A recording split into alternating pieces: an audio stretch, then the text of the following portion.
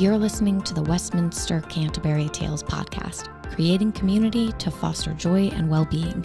Thanks for listening.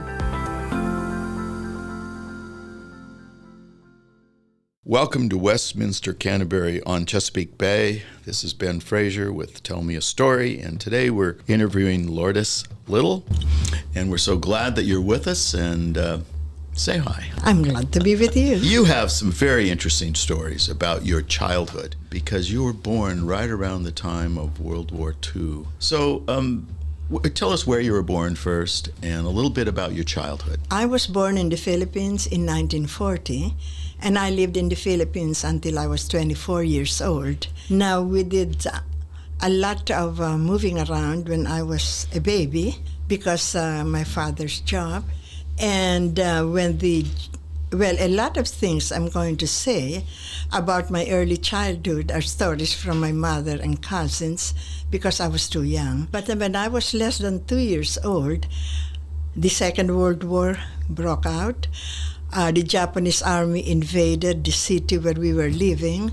My father was imprisoned, whether because he was district attorney or something else, we don't know. But when they released him from prison, we moved immediately to the island where my grandfather still lived, and it was also the hometown of both my parents. And soon after... What was the name of that town? The town was Buak. Okay. And the island was Marinduque. All right, great. It's a volcanic island, mountains in the center, and towns on the coastlines. Mm-hmm.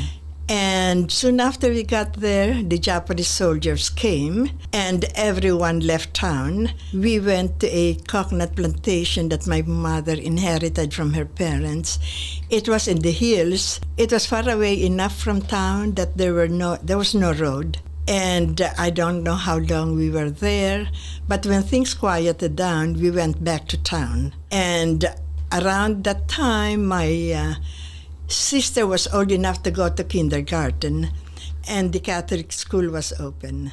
My mother asked if I could go to kindergarten with her, and the nuns agreed with the understanding that I was going to go back to kindergarten when my sister graduated. And this is where my earliest memories start, is one day we were in kindergarten and we heard all these noises that nobody had heard of before, and of course nobody knew what it was, and we were all crying. And the teacher finally confronted with a room of crying children. She told us we could go home. And when we got to where we could see the town, it was really frightening because we could not see anybody. And all the doors were closed, all the windows were closed. We ran to our house and the door was closed, which had never happened before. And we just knocked on the door and cried our hearts out. And my cousin came on his way to school to take us to his mother's place, where my parents and a lot of aunts and uncles were putting things in bundles. And then we left town. And I remember crossing a river which had wooden bamboo poles for bridges, and a dry riverbed, and the noises never stopped. And somebody looked up and said, dogfight. And I still remember that word. As a matter of fact, it's the first American word I remember, although I'm sure I knew some American words before. But anyway, so we kept on walking, and we went to my uncle's house in the barrio. I think they did not expect as much violence as they did the first time. And there were at least 3 families that I remember, with cousins and uncles and aunts. And my uncle's house was small. But at night, each family had a mosquito net and a mat that we spread on the living room floor, and that was our bedroom. And in the daytime, my cousins would go down to the river, and they'd come back with things to eat, and I don't know what they were. I remember they were shells, and we had difficulty getting the meat out. And just about last year, I think, my older sister said to me, "Oh, do you remember we used to eat escargot?" Which was quite a nice way of putting it. After things quieted down, we went back to town, and I still remember soon after, one evening, my father came home with a loaf of bread, with a package, and he opened it, and it was bread, and you could smell fresh baked bread. And we were so excited. And, the war was over as far as we were concerned. And the American soldiers took over the house next door. They were very friendly. Mm-hmm.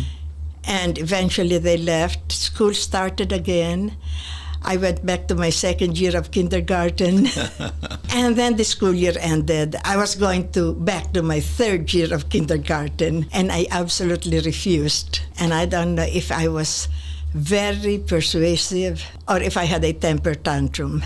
But they let me go on to first grade, with the understanding that I had to do first grade 2 years. Well, at the end of the first year, all those kindergarten years really worked. I was brilliant. I had the highest grade in the whole class. Oh, wow. Thus they sent me to second grade. Good. And then, in a lot of places, schools were closed. Sure. I had friends who witnessed Japanese atrocities. Schools were closed. Yeah. So there were a lot of children in school, and they did away temporarily with the seventh grade. Oh, wow. So I went from sixth grade to high school. So at 15 years old, I graduated from high school, when I was 15 years old. Wow. And in the Philippines, if you're middle or upper class, you just automatically go on to college. Mm-hmm. And I did not know what I wanted to do. Yeah. And my father said, "Oh, why don't you become a doctor?" See, I come from a family of lawyers, no doctors, and I had nothing else to do. So I went on pre-med. And I rather liked psychology. I thought I'd like to be a psychologist. And then a couple of things happened. I was invited to join the Pre-Med Honor Society. And one of my best friends, who was in first year of medical school, dropped out because of poor grades. So I thought, well, maybe I'll just be a psychiatrist.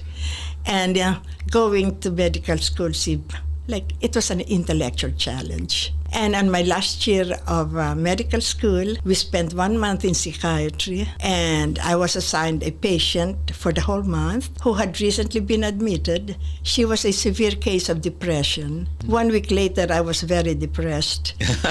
So I decided I did not want to be a psychiatrist. And I decided on pediatrics. Oh, wow. And my classmates went off to the United States for training after graduation, and I did not want to go to America.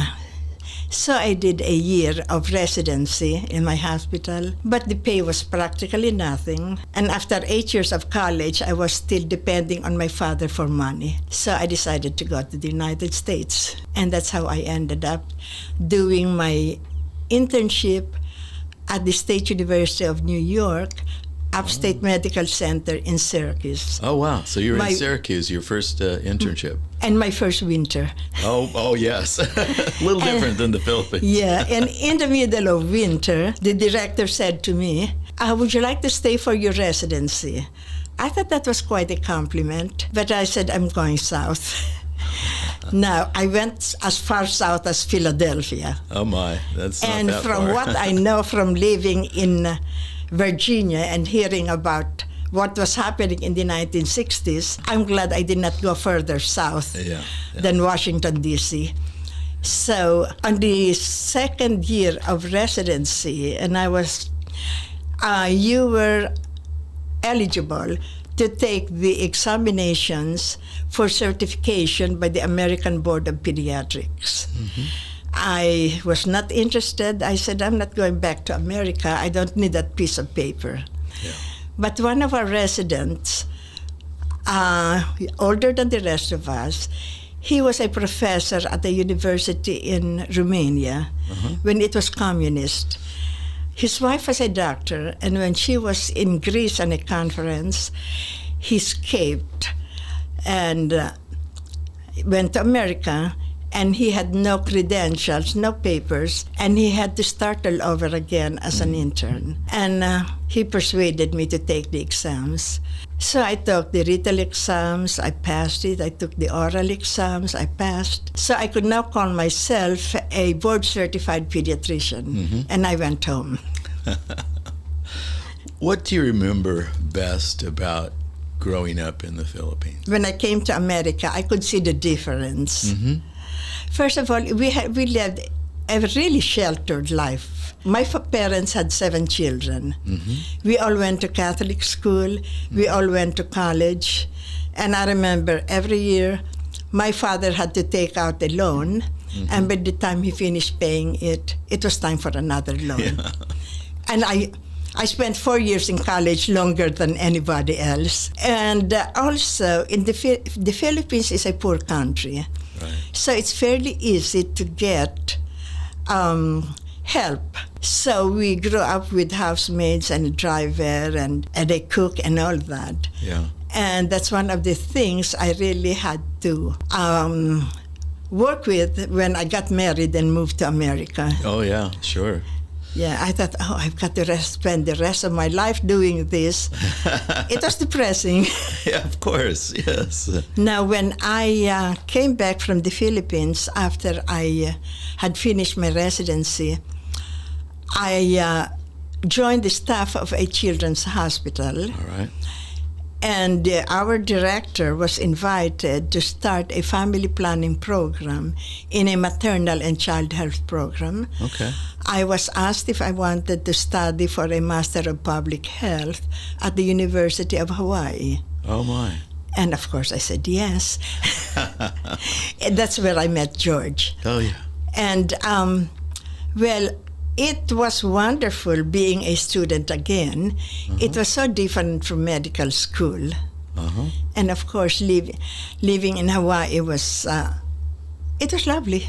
And my friend, and I met a friend, and we stayed in an apartment that was owned by one of the faculty who was on sabbatical. Okay. And it was on the slopes of Punch Bowl. Yeah. So we had a view of all of Honolulu and the Pacific Ocean. Oh, wow. So it was great. And it was the only high-rise in the whole place. Yeah. So we had an unobstructed view. Yes. And of course, well, I'd never been a student in American university before. And it's very different from being a student in the Philippines. How is it different? Well, maybe part of the difference was it was a much easier course than medical school. Yeah. You know, we did not have to spend so much time studying. After school, we'd go to the beach with our books, which we never opened. And every student there was on a scholarship, so we called ourselves poor students. We'd go to the tourist area, we'd go to Waikiki. We did not have enough money to go in and drink and listen to the music, but all of that was usually facing the ocean. So we'd go for a walk along the beach. If we liked the music, we'd stop, and somebody would produce a brown paper bag that they would pass around and drink from, which I never saw that before. Yeah. Never even imagined it. Yeah, that's pretty common in the States, I think. How long did you stay in Hawaii? 9 months. Okay. Doctors could do it in 1 year, which was 2 semesters and a summer. And for the summer, the scholarship gave me money to travel and visit family planning clinics. And one of my friends was interested in traveling also. So we went to Mexico, where there was a very well-known family planning program. We went to a couple of other towns. I remember Puerto Vallarta, because we'd sit there and 2 men would come and say, "Can we practice our English?" Yeah. And we'd say, "We don't speak English." After you got your degree there, and then what did you do? Oh, and then I went home. Okay. And so I mentioned that I worked in the medical school on the faculty, and I was director of this clinic that we had in the poorer areas. And Is that in Manila? In Manila, Yeah, yes. okay. This is where our medical students and residents went for clinical practice, see patients. And I'd say that was my first culture shock. I never realized people could be so poor. Yeah. And every month we'd have a new group of students, and our social worker would take them around, and they'd come back and they'd say to me, "Why are they so happy? They're so poor." But they're happy. And the only thing I could think of is they're with family, they're with friends. Sure. Oh, and eventually I was appointed department head of the community and family medicine. We had a department in the medical school and a department in the hospital. So that kept me busy. And I was also on the board of the Philippine Academy of Family Physicians. Oh, wow. And I was active with the Pediatric Society. So I saw a lot of the Philippines going around giving lectures, consulting with the doctors in the clinics. But the lecture I remember most was when a woman psychiatrist and I were invited to talk to the Medical Society in Zamboanga. I don't know if you've heard of Zamboanga. No. It's in the southern part of the Philippines. Okay. And even during the Spanish when we were a Spanish colony, there was a lot of rebellion. Sure. There's still a lot of fighting and bombings and so on. Oh, wow. And the president of the Medical Society said they had the biggest attendance they ever had. Wow. And before we could flatter ourselves on our brilliance, he said, everybody wanted to see those two women who were not afraid to go to Zamboanga. That was the last job I had. Oh, and then about this time, I got a letter from George. He was working in Westinghouse in Saudi Arabia. Sure. And they sent him to the Philippines to recruit workers. All right. And at that time, the University of Hawaii School of Public Health was relatively new. And from time to time, they would send out a directory with addresses of the alumni. So that's how he found my address. Oh, wow. So he met you in Hawaii, and then years later, he looked you up. Yeah, we dated a few times in Hawaii, but we were just friends. So anyway, I got this letter, and it said, "Do you remember me?" And so, we had invited me to dinner, so we had dinner. I was living with my parents, like all unmarried Filipino women. So I invited him to lunch. I wrote him directions to give to the taxi driver.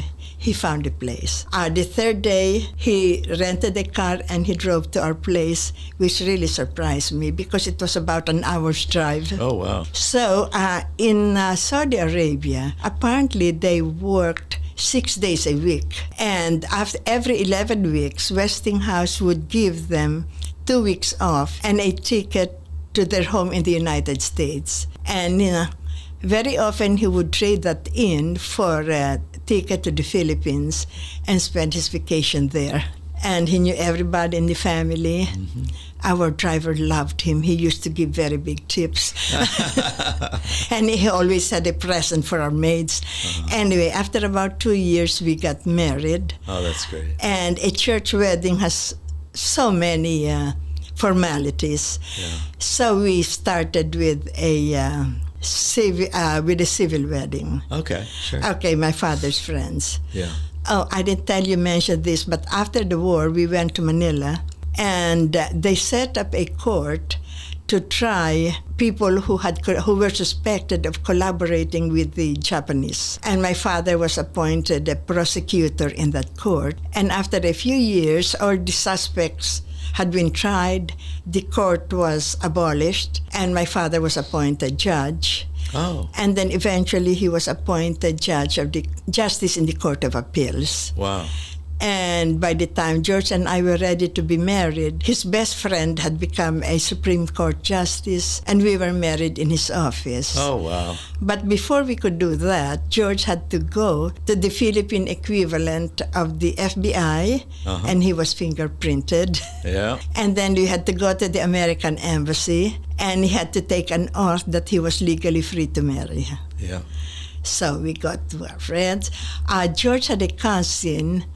The cousin and her family were teaching at Clark Air Base. So his family, our family was there. We were ready to get married. And the justice said, before we start, George, do you know that there's no divorce in the Philippines? You still want to get married? So we got married. Yeah, that's great. That's a beautiful story. Yeah, and then after that, we went back to the embassy and applied for an immigrant visa for me, which sounded funny. I could not think of myself as an immigrant. And then we were going to have a church wedding. He had to get papers from the church, from his mother's church in Virginia, that he could get married in church. And the priest had to get permission from the bishop to marry us in church because he was an Episcopalian. Right. And then the priest read the banns in our church in 3 successive Sundays. George Little and Lourdes Little, you are planning to get married. So eventually we got married. Oh, that's great. Yeah, that's great. And I ended up here. Yeah. So where did you, when you left the Philippines, you moved here, and did you move to Virginia Beach or somewhere else? Yeah, we moved to Hampton. George's family is Okay. from the Eastern Shore. Oh, okay. But at the time, we were both unemployed. His mother and sister lived in Hampton, so we stayed there. I of course, had to take the boards first to Right. practice in Virginia. George was, he eventually got a job with the Navy Public Works, whatever. And I took the board exams, and I applied for a position as pediatrician in the Portsmouth Health Department. I did it for 3 years, and I had some medical problems. I had surgery, and I did not feel strong enough. Sure. You know, you need a little bit of strength to be picking up babies. Yeah. And I applied to the Navy Environmental Health Center, which was the occupational and preventive medicine headquarters for the Navy. We were based in Norfolk, but we wrote position papers for the admirals in Washington. We wrote instructions for the whole Navy. I was the civilian physician.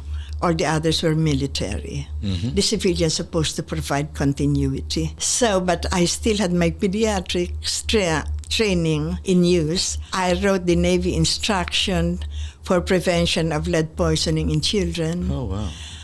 I wrote the instruction for, reproductive hazards in women. And one time, our department chairman said to me, you have to write an instruction on smoking in the Navy. I mean, in the submarines. Yes. And I said, well, we're doctors. We have to say you cannot smoke. And my department head was a commanding officer of a submarine before he joined the Navy. I mean, before he became a doctor. So he said, I know you're not supposed to smoke, but there's nothing else to do in a submarine. Oh, my. So I learned how to speak Navy. Yeah. And I think I was lucky because I applied for only 2 jobs in Virginia, and I got both of them. Yeah. Well, there's probably partly luck, but also you're skilled and very Well, thank you. talented and prepared. And so, yeah, I think people would be lucky to have you as your physician. Thank you. Well, when I applied for the job as pediatrician, the interviewer said, are you board certified by the American Board of Pediatrics? And the first thing I thought of was, thank you, doctor, wherever you are. How long did you work for Hampton? Well, I worked for in Portsmouth over 3 years. Okay. And I worked for the Navy 10 and a half years. 10 and a half years. So Actually, what happened was, when I was working for the Navy, one day I woke up. My face felt funny.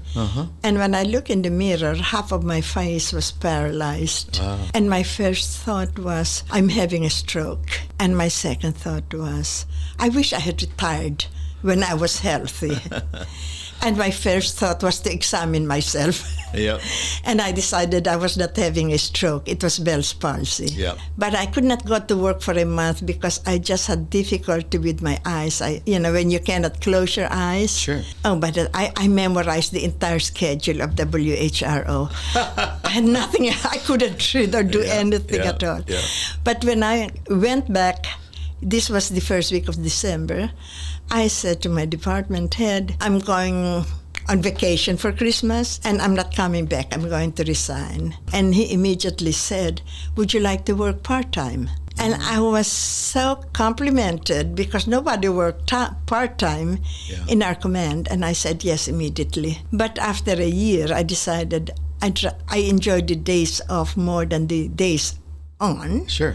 And I thought, well, what am I working for anyway? We're not going to starve. Yeah. Yeah, that's true. So I worked 10 and a half years in the Navy, which apparently was just absolutely lucky because after 10 years, you're entitled to get a pension. Oh, wow. Yeah, but after 10 years, that's just enough to take you out to dinner every week. Well, it's something, and that's good. That's good. So when did you transition here to Westminster, Canterbury? 2011. After I retired from Portsmouth, so I spent more time at home than usual. Sure. And I could see every little thing there. Mm-hmm. And most of our things we were doing was in Virginia Beach. I should tell you that one of the best things about living here is that George and I found a church that we could both belong to. The Church of the Holy Apostles in Virginia Beach was founded by the Catholic bishop and the Episcopal bishop. So it's the only church. Wonderful. Yeah, it's the only church in the whole world that George and I could go to together. And we're active in ecumenical affairs, of course. That's great. And when George was chairperson of the ecumenical committee, he initiated activities where we could celebrate with other people. So we'd have prayer service, starting with the imam doing the Muslim call to prayer. Oh, wow. And then we had different people from different faiths. Yeah, yeah. Wow, that's interesting. And you're still active in that church? Yes, we still are. Sometime before COVID, there is an organization called the North American Academy of Ecumenists. And they had a convention in Northern Virginia about ecumenical people in ecumenical churches working together. Sure. And they sent a letter to our church asking for 2 people to talk about their church in a panel. So they asked me and an Episcopalian to represent our church. And we did that in the panel, and it was very that's great. Interesting. Yeah. What about your family? Are any of them here in the States? When I was doing my residency, my older sister had a scholarship to go to the University of Toronto. And while she was there, she met this German boy and they got married there. And they still live in Toronto. And then when martial law broke out, my youngest brother was in school doing a political science course because he wanted to be a lawyer, of course. And they got nervous about him. There were all kinds of rumors. So they asked my sister to sponsor him as an immigrant. So my brother, after graduation, my brother went off to Toronto, and his girlfriend, who was his classmate, went off to the London School of Economics. And after she graduated, they got married in London. All right. So do they live in London or Canada No, they lived, or here? Well, they lived in Toronto. They're divorced now. Oh, yeah. Okay. But they lived in Toronto And for a I while. thought it was interesting that when my sister got married, she was the oldest sister. So a lot of our siblings were still in college. And only my mother came for the wedding. Oh, wow. And I thought maybe they could afford only one plane ticket. Yeah. So, but when my brother got married in London, both of them went. And they would come around and visit every other year. Well, very good. Well, we appreciate your story. and the experiences that you had. Thank you. Thank you for sharing. And thank you for having me. We hope you enjoyed this episode of the Westminster Canterbury Tales podcast. Thank you for listening.